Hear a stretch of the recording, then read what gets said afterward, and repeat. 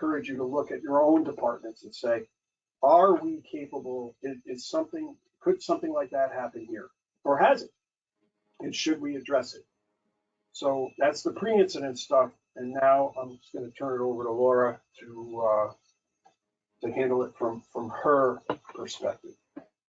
Right. So let's say, let's focus on an incident where it's come to light that an agency was pushing recruits through training that should have been washed out during the police academy or during the field training program. But the agency was woefully understaffed and in need of bodies to fill the ship, right? Or let's say that the agency hadn't updated its policies in over 20 years. And by the way, I've had cases in representing defendants where they have not updated their policies in over 20 years. It happens. Or let's say that there was a lack of supervision in one of the department's specialty units, such as a gang suppression unit.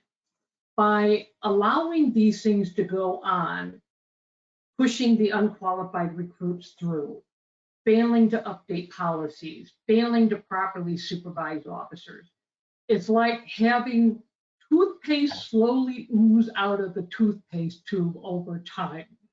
And once it's out, we can't put the toothpaste back in the toothpaste tube. And it turns out to be a real mess. So I'm actually proud of that analogy. Mike and I, we worked on that. But anyway, obviously when these things go unchecked, it can result in, injuries and death. And not just to members of the community, but our own officers as well.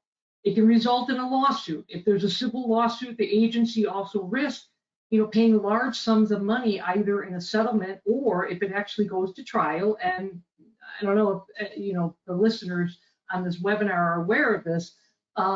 In civil litigation, only 1% to 2% of all civil cases actually go to trial. So it's not very common. So when these types of cases go to trial, our agencies risk, paying large sums of money in the form of a nuclear verdict, and we've seen them. We read about them in the national news. We don't want to wait until a lawsuit happens before we decide to fix a problem, because by then it's obviously too late.